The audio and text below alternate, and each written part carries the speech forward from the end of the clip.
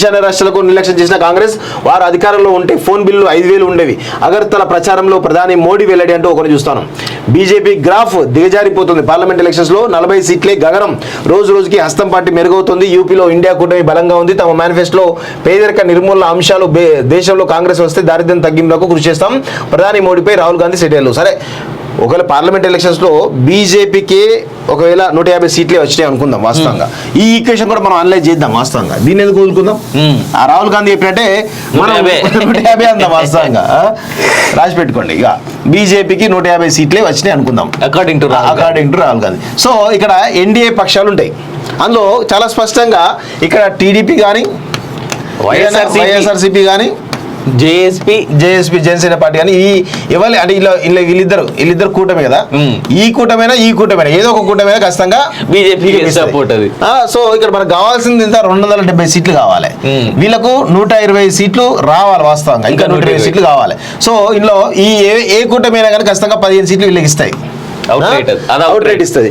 ఇక్కడ వాస్తవంగా సరే బీఆర్ఎస్ ఇక్కడ 3-4 సీట్లు అయితే వచ్చినాయి అనుకుందాం. సరే 2 1 2 3 వచ్చినాయి అనుకుందాం. సరే 2 వేసుకుందాం. సో 2 ఖచ్చితంగా మన బీజేపీకి ఇస్తుంది. ఎందుకంటే కాంగ్రెస్ పార్టీ అధికారంలో ఉంది కాబట్టి ఆటోమేటిక్ గా అక్కడ ఇవ్వాల్సిందే.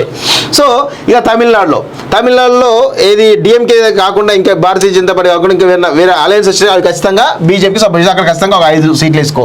ఇట్లా కేరళలో, కర్ణాటకలో అంటే జేడీ వస్తుంది. జేడీ అక్కడ ఒక 5 సీట్లు జేడీకి వచ్చే అవకాశాలు పడుతూ ఉన్నాయి. ఇక మహారాష్ట్ర పోయినానుకో, ఆడ భారతీయ జనతా పార్టీ చెప్తే ఈడ షిండే వర్గానికి సంబంధించినటువంటి శివసేన కానీ, అజిత్ పవార్ సంబంధించినటువంటి ఎన్సీపీ కానీ అక్కడ ఒక 10-15 సీట్లు వస్తాయి. అట్లా ఇవన్నీ ఈక్వేషన్లు తీసుకున్నా కానీ మీరు ఏవైతే బీజేపీకి అనుకూలంగా ఉండే ఇండియా కూటమిలో ఉన్న పక్షాలన్నీ తీసుకున్నా కానీ ఖచ్చితంగా వాళ్ళకు ఎంత లేదనగా ఈ ఈక్వేషన్ చూస్తేనే కానీ చూడండి 150, 160, 175, 180, 200 సీట్లు వస్తున్నాయి. ఇంకా వాళ్ళకి కావాల్సిన 70 సీట్లు. ఇంకా నాకు తెలియని చాలా ఉన్నాయి. ఇంకేమున్నాయి? బీహార్లో నితీష్ కుమార్ పార్టీ అక్కడ 10+ అయితే వాస్తవంగా అవుట్ రేట్ 10-15 అక్కడ వస్తాయి. నేను తక్కువ మినిమం వేస్తా ఉన్నాను. ఇవి చెప్తా ఉంటే ఇక మళ్ళీ మిగతా దానిలోకి పోతే ఉత్తరప్రదేశ్లో బీజేపీకి 70 సీట్లు వస్తున్నాయి. 70కి పైగా వస్తున్నాయి. ఏమంటావు? ఉత్తరప్రదేశ్లో 70, రాజస్థాన్లో 25, మధ్యప్రదేశ్లో 26, గుజరాత్లో 25, 24, 25 ఉన్నాయి. ఇవే తెలుస్తా ఉన్నాయి చాలా స్పష్టంగా. ఇవే ఉన్నాయి కదా 3-6 75, 70, 150 సీట్లు ఇవే కనబడతాయి 4 రాష్ట్రాలనే. ఏమన్నాడు నాకు అర్థం కాలే రాహుల్ గాంధీ. సరే ఆయన అన్నట్టు కోరుకుంటే కూడా 200 సీట్లు దాడుతూ ఉన్నాయి. ఎట్లా చూసుకున్నాం? మీకు 250 సీట్లు మీరు పోటీ చేస్తూ ఉన్నారు. మీరు ఎన్ని సీట్లు గెలుస్తారు? 200 సీట్లు గెలుస్తారా? అవుట్ రేట్ గెలుస్తారా? మీకు సపోర్ట్ చేసే పార్టీలు ఏవి? ఏది దీది పశ్చిమ బెంగాల్ దీది సపోర్ట్ చేస్తుందా? ఓన్లీ కేవలం తమిళనాడులో ఉన్నటువంటి డిఎంకే తప్ప ఏ పార్టీ మీకు అవుట్ రేట్ సపోర్ట్ చేసే పరిస్థితి లేదు. అవుట్ రేట్ గా పశ్చిమ బెంగాల్లో దీది దగ్గర నుంచి కూడా ఈసారి 5-10 సీట్లు పార్లమెంట్ లో బీజేపీకి వచ్చే ఛాన్సెస్ ఉన్నాయి. ఈసారి ఒక్కటొచ్చిన దీది దగ్గర నుంచి it's major victory for BJP. So అట్లా రాహుల్ గాంధీ అన్నటువంటి సీట్లు 150 సీట్లు వచ్చినా కానీ భారతీయ జనతా పార్టీ అధికారంలోకి వచ్చే అవకాశమే కనబడతా ఉంది తప్ప బలంగా కనబడతా ఉంది. ఈశాన్య రాష్ట్రాలకు నిర్లక్ష్యం చేసిన కాంగ్రెస్ వారు అధికారంలో ఉంటే ఫోన్ బిల్లు 5,000 ఉండేవి. అగర్తల ప్రచారంలో ప్రధాని మోడీ వెల్లడి అంటూ ఒకటి చూస్తాను. బీజేపీ గ్రాఫ్ దిగజారిపోతుంది. పార్లమెంట్ ఎలక్షన్స్ లో 40 సీట్లే గగనం. రోజు రోజుకి హస్తం పార్టీ మెరుగవుతుంది. యూపీలో ఇండియా కూటమి బలంగా ఉంది. తమ మేనిఫెస్టోలో పేదరిక నిర్మూలన అంశాలు, దేశంలో కాంగ్రెస్ వస్తే దారిద్ర్యం తగ్గింపులకు కృషి చేస్తాం. ప్రధాని మోడీపై రాహుల్ గాంధీ సెటిల్. సరే, ఒకవేళ పార్లమెంట్ ఎలక్షన్స్ లో బీజేపీకి ఒకవేళ 150 సీట్లే వచ్చినాయి అనుకుందాం వాస్తవంగా. ఈ ఈక్వేషన్ కూడా మనం అనలైజ్ చేద్దాం వాస్తవంగా. దీన్ని ఎందుకు వదులుకుందాం? ఆ రాహుల్ గాంధీ చెప్పినట్టే మనం 150 అందాం వాస్తవంగా.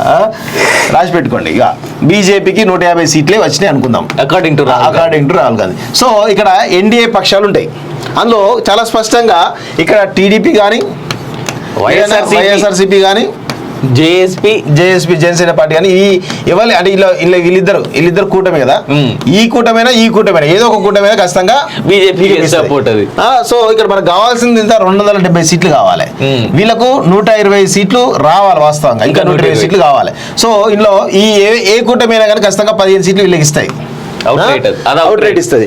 ఇక్కడ వాస్తవంగా సరే బీఆర్ఎస్ ఇక్కడ 3-4 సీట్లు అయితే వచ్చి అనుకుందాం. సరే 2 1 2 3 వచ్చి అనుకుందాం. సరే 2 వేసుకుందాం. సో 2 ఖచ్చితంగా మన బీజేపీ ఇస్తుంది. ఎందుకంటే కాంగ్రెస్ పార్టీ అధికారంలో ఉంది కాబట్టి ఆటోమేటిక్ అక్కడ ఇవ్వాల్సిందే. సో ఇక తమిళనాడులో ఏది డిఎంకే కాకుండా ఇంకా భారతీయ జనతా పార్టీ కాకుండా ఇంకా వేరే అలయన్స్ వచ్చినా అది ఖచ్చితంగా బీజేపీ సపోర్ట్ చేసి అక్కడ ఖచ్చితంగా ఒక 5 సీట్లు వేసుకో. ఇట్లా కేరళలో కర్ణాటకలో అంటే జేడీ వస్తుంది. జేడీ అక్కడ ఒక 5 సీట్లు జేడీకి వచ్చే అవకాశం కనబడతా ఉన్నాయి. ఇక మహారాష్ట్ర పోయినానుకో ఆడ భారతీయ జనతా పార్టీ తప్పితే ఈడ షిండే వర్గానికి సంబంధించినటువంటి శివసేన కానీ అజిత్ పవార్ సంబంధించినటువంటి ఎన్సీపీ కానీ అక్కడ ఒక 10-15 సీట్లు వస్తాయి. అట్లా ఇవన్నీ ఈక్వేషన్ తీసుకున్నా కానీ మీరు ఏవైతే బీజేపీకి అనుకూలంగా ఉండే ఇండియా కూటమిలో ఉన్న పక్షాలన్నీ తీసుకున్నా కానీ ఖచ్చితంగా వాళ్ళకు ఎంత లేదనగా ఈ ఈక్వేషన్ చూస్తేనే కానీ చూడండి 150, 160, 175, 180, 200 సీట్లు వస్తున్నాయి. ఇంకా వాళ్ళకి కావాల్సింది 70 సీట్లు. ఇంకా నాకు తెలియని చాలా ఉన్నాయి.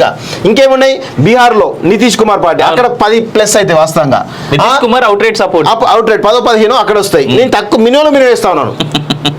ఇక చెప్తా ఉంటే ఇక మళ్ళీ మిగతా దానిలోకి పోతే ఉత్తరప్రదేశ్లో బీజేపీకి 70 సీట్లు వస్తున్నాయి. 70కి పైగా వస్తున్నాయి. ఏమంటావు? ఉత్తరప్రదేశ్లో 70, రాజస్థాన్లో 25, మధ్యప్రదేశ్లో 26, గుజరాత్లో 25, 24, 25 ఉన్నాయి. ఇవే తెలుస్తా ఉన్నాయి చాలా స్పష్టంగా. ఇవే ఉన్నాయి కదా 3,6 75, 70, 150 సీట్లు ఇవే కనబడతాయి 4 రాష్ట్రాలనే. ఏమన్నాడు నాకు అర్థం కాలే రాహుల్ గాంధీ. సరే ఆయన అన్నట్టు కోరుకుంటే కూడా 200 సీట్లు దాడుతూ ఉన్నాయి.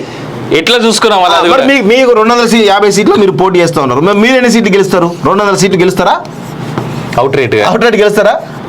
మీకు సపోర్ట్ చేసే పార్టీలు ఏవి? ఏది దీది పశ్చిమ బెంగాల్ దీది సపోర్ట్ చేస్తుందా? ఓన్లీ కేవలం తమిళనాడులో ఉన్నటువంటి డిఎంకే తప్ప ఏ పార్టీ మీకు అవుట్ రేట్ సపోర్ట్ చేసే పరిస్థితి లేదు. అవుట్ రేట్ గా పశ్చిమ బెంగాల్లో దీది దగ్గర నుంచి కూడా ఈసారి 5-10 సీట్లు పార్లమెంట్ లో బీజేపీకి వచ్చే ఛాన్సెస్ ఉన్నాయి. ఈసారి ఒక్కటొచ్చిన దీది దగ్గర నుంచి it's major victory for BJP. So అట్లా రాహుల్ గాంధీ అన్నటువంటి సీట్లు 150 సీట్లు వచ్చినా కానీ భారతీయ జనతా పార్టీ అధికారంలోకి వచ్చే అవకాశమే కనబడతా ఉంది తప్ప బలంగా కనబడతా ఉంది.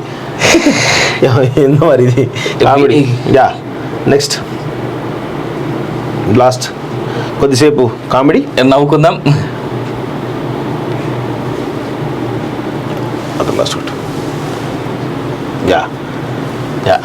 చూడండి తెలంగాణపై బీజేపీ సర్కారు జలఖడ్గం. మన గోదావరి నీళ్లు తమిళనాడుకు. తమిళనాడు అంటే బీజేపీకి అసలు పడనే పడదు. అట్లీస్ట్ బీజేపీ ఫ్యూచర్ తెలంగాణలో మొదలవుతుంది.